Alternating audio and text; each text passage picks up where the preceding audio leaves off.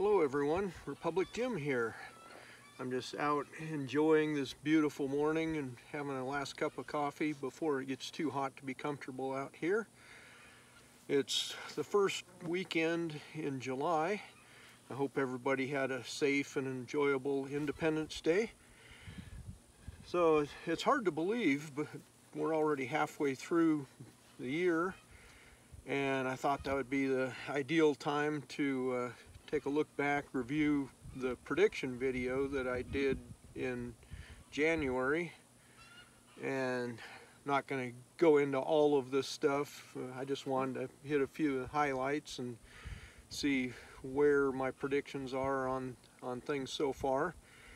I will put a link in the description to the original video from late January, just in case you haven't seen that one yet, which is pretty likely since a whopping 11 people have viewed that video so far. But you know, feel free to watch the whole thing. Dang, mosquitoes are out. But real quickly, just wanted to go over a few things that I talked about in that video. First thing I mentioned was a bad fire season, and specifically I was talking about this area, the Pacific Northwest, and I'm happy to say that so far that has not been the case here, because we had a unusually wet and cool June. So you know, it kind of put a damper on fire activity so far.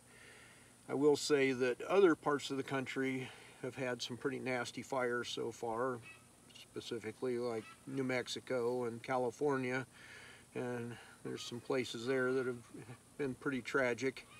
You know, fortunately it's been quiet here, but now we're having a heat wave and things are going to dry out quickly. So I'm still anticipating that things could get much worse, but still hoping for the best and trying to keep everything greened up around my place. Another item I mentioned was an increase in solar flares, and I'd say I called that one pretty good for everyone that remembers the big solar storm that happened and the impressive northern lights all over the country. You know, I expect that we'll still see some more solar flares. There have been a couple of pretty big ones that shot off in other directions and didn't have any effect on the earth, but we're pretty likely to have some more. But you know, so far we've had a couple of good ones, some good solar storms that have definitely impacted the earth, so I'd say pretty accurate on that one. Grief, go away. And then related to that, as I mentioned, I think that the core of the earth responds to solar activity, and because of that we've had a increase in volcanoes and some good-sized earthquakes. That we haven't had like any really disastrous earthquakes so far, thankfully, and hopefully that will continue. But just like a couple of weeks ago, there was a 7.2 off the coast of Peru, and there's been quite a few other pretty sizable ones.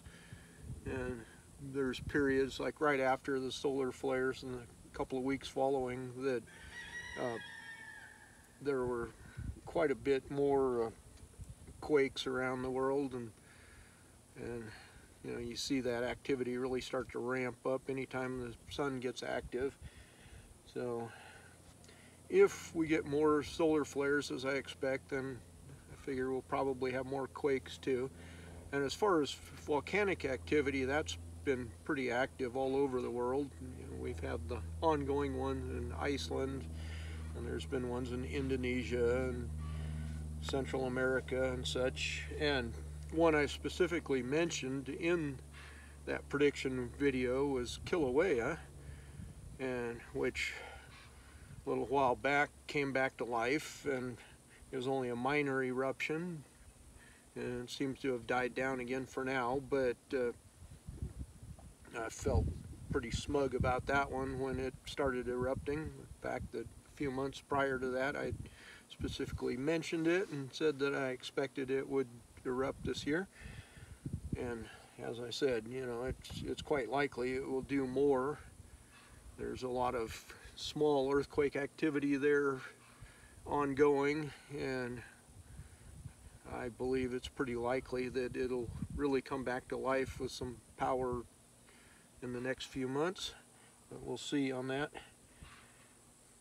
On a completely different note, I mentioned an increase in protests and riots, and I didn't even have any specific thing in mind there. I said it could be political or other you know, anti-police or climate protests or whatever, and I didn't really anticipate the whole Palestinian thing, but that's been the primary protest lately, although there's still been some climate activism and such. But I think it's safe to say that there has been a pretty good increase this year in the amount of protests and riots, and I only expect that to increase a lot more as we go into fall, because then we are going to be seeing a lot more political activity and things could get pretty crazy. So keep an eye out for that one.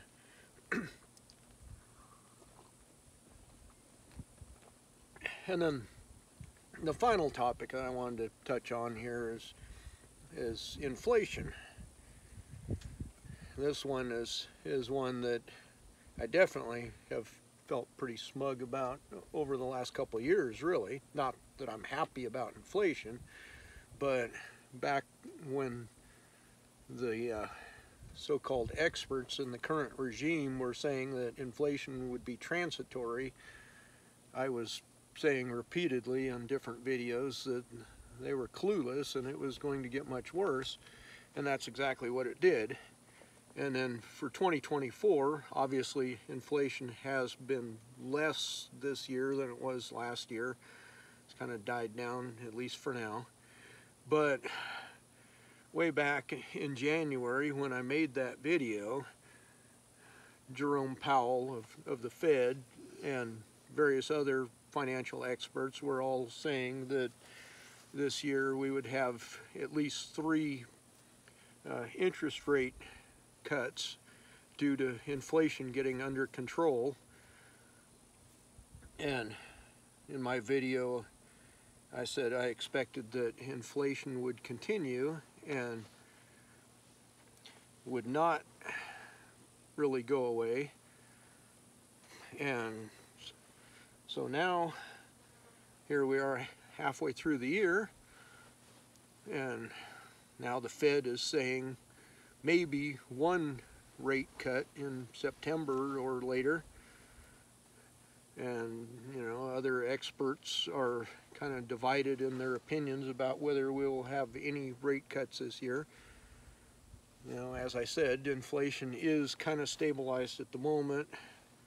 I think primarily because gas prices have sort of flattened for a while.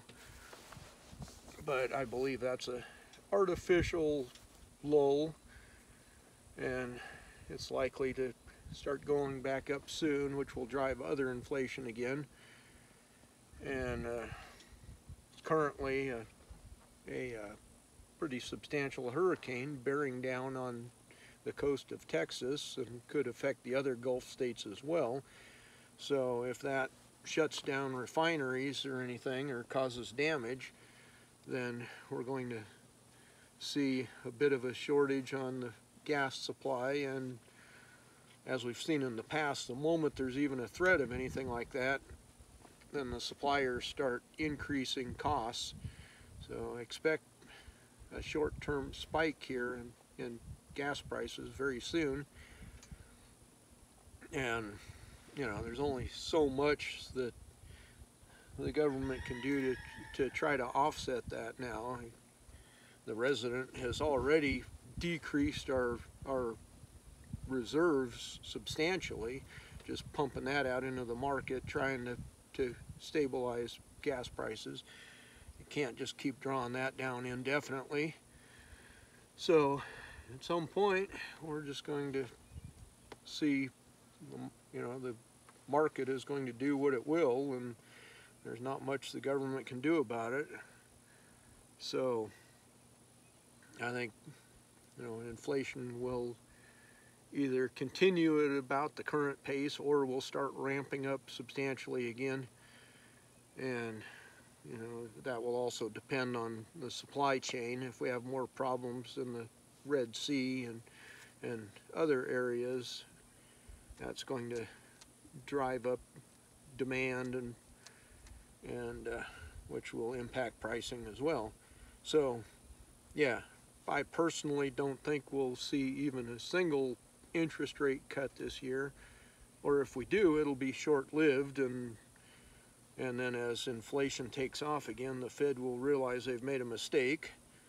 Not that that ever happens, but I think we're going to either see interest rates maintain at about the level they're at now, or actually go up again as soon as the end of the year or going into next year. But anyway, that's just a recap of some of my predictions. I made a lot more in that video. Some of them haven't seen anything happen with them yet, and that's fine with me. A lot of things could come to a head like towards the end of the summer or going into fall, and I'll be keeping an eye on it. I might make another update video later in the year to see how those predictions are panning out. But these are the ones that I wanted to talk about so far. Hope that's been interesting or informative to someone. This has been Republic Jim, and I'll talk to you later.